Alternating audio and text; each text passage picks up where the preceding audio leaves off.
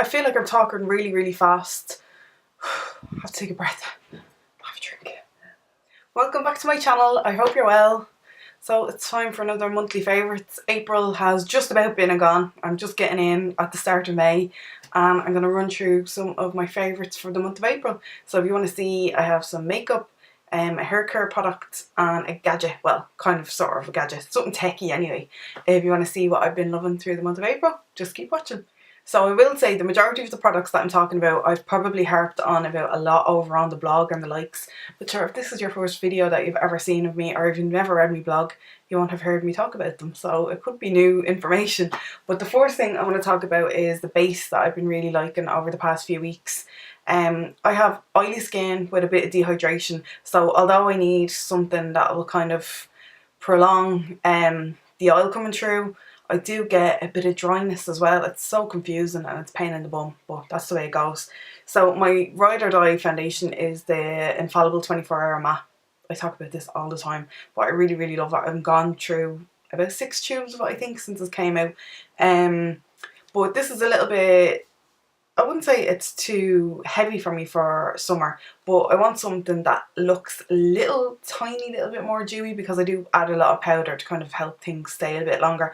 So I've been mixing it with my trusty L'Oreal True Match, which I love the finish of this, and like I will wear this on its own, but I just find it doesn't last as well as this. So what I've been doing is mixing them both together.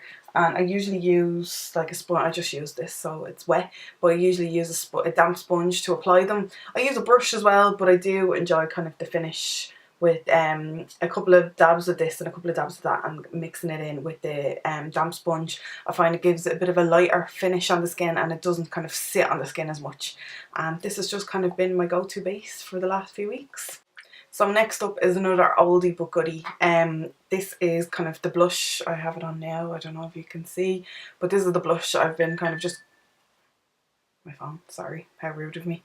This is the blush that I've been going to kind of consistently throughout the last few weeks. This is MAC's Sheer Tone Shimmer Blush in Spring Sheen. It's by no means a new product. This has been going around for years, and I dare say I probably had this compact a few years.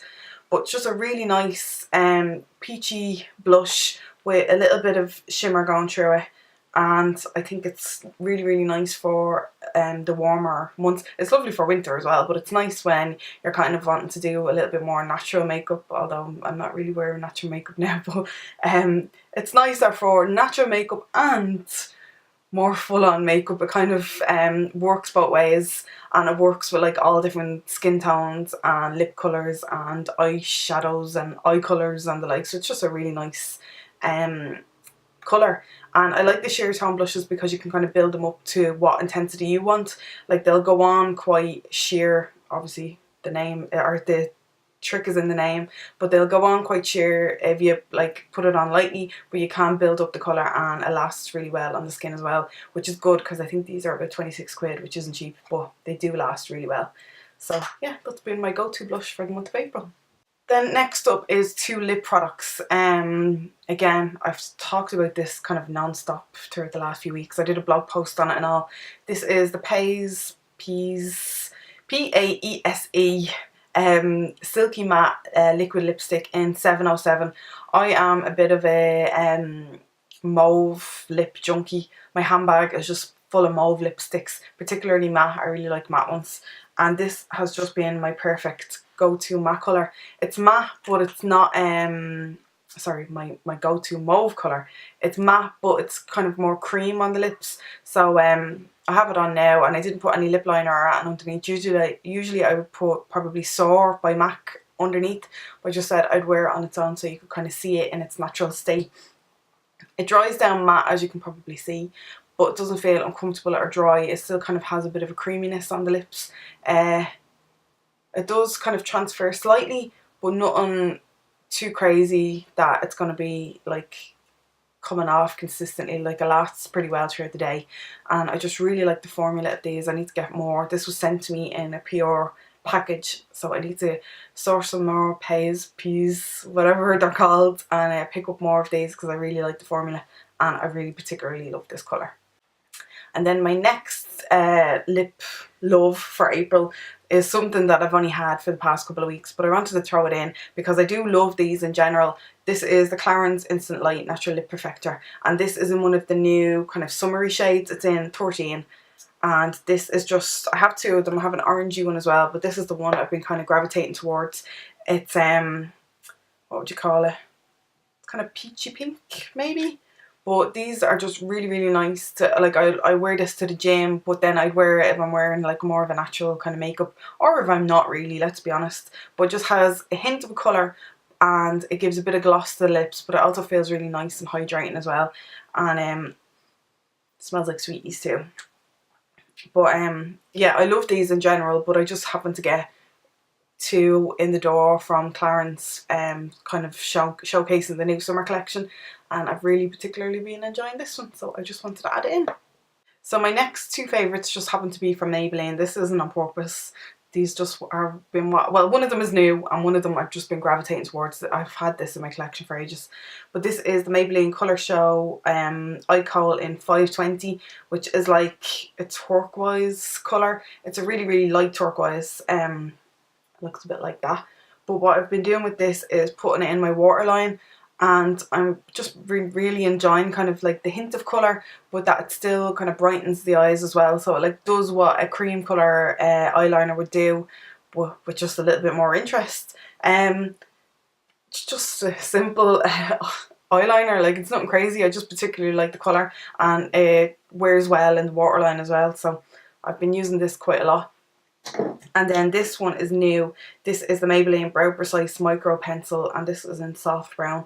I was on the hunt for, and well, I probably talked about this in my previous video, I think, but I was on the hunt for like a micro brow pencil that wasn't the NYX one or the Soap and Glory one in the drugstore. I love both of them, but I just wanted to see if I could find another brand doing one, and I came across this one by Maybelline. I don't know if it's new, but I had never come across it before, and it has a spoolie on one end and then a really small precision eyebrow pencil on the other end. This is also cheaper than the other two. This was $8.99, and I've just been kind of using it. I don't have one of the other ones to kind of compare it to at the minute, so I've been using this consistently, and I've been really, really liking it. I think it does a really good job. My eyebrows need a lot of work, particularly this one. So yeah, I'm a good kind of example. Well, I hope my eyebrows are a good example of the eyebrow pencil. But it's a good colour match. I thought I would have had to go a little bit darker, but this seems to work quite well, the soft brown. It's creamy, it's soft, and it does break, I'll be honest, and it wears down really quickly just because the pencil is so small. But I think that's kind of the rule for all the micro brow pencils, because they are quite soft, and you do use a lot of the pencil. But other than that, I've been really liking it, and it's a really good brow pencil, and it lasts really well. Although I do set it with powder because I get really oily in my eyebrows for some reason, I don't know. But yeah, I've been really liking this too. So my second to last favourite is a hairbrush. And this was sent to me. I'd never heard of the brand before. They're called Iku or Ico.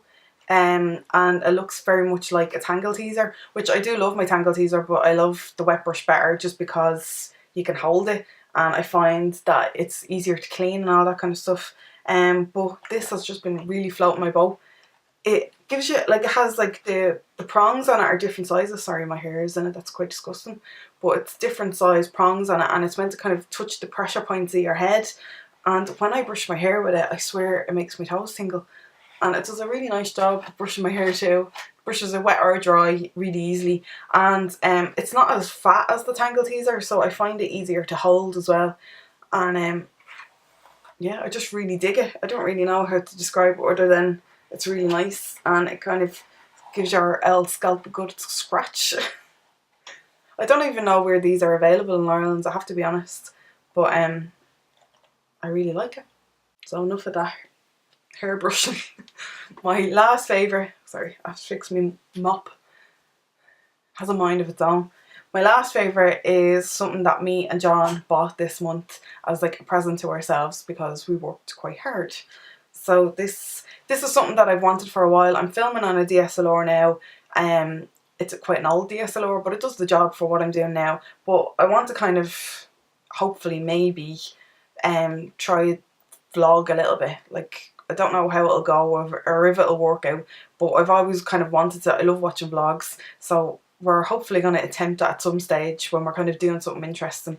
So I wanted to buy a vlogging camera, but I also wanted something that would take good photos and that I could use like for going to events or just taking pictures of scenery and stuff that isn't like big and bulky like a DSLR. So I did buckets and buckets of research. And like, I'm not too tech savvy. John is definitely the more tech savvy person, but I kind of took it upon myself to do the research and figure out what to get. And to be fair, I watch a lot of vloggers and this is the camera that they tend to have. It's by no means perfect, but I think it's the best kind of in the price range. So I got it. So I got get the name right, the Canon G7X Mark II. I do kind of see most of my, like, the professional vloggers using this, and it seems to be like the go-to camera. I know the Olympus pen is a big deal as well, and it's kind of like a similar entity, but I kind of just found that more, I don't know, I was afraid that it was more kind of visually appealing than actually a good camera. And now this was a little bit more expensive and it doesn't have a detachable lens, whereas the Olympus has, so you have to kind of buy the lenses separately.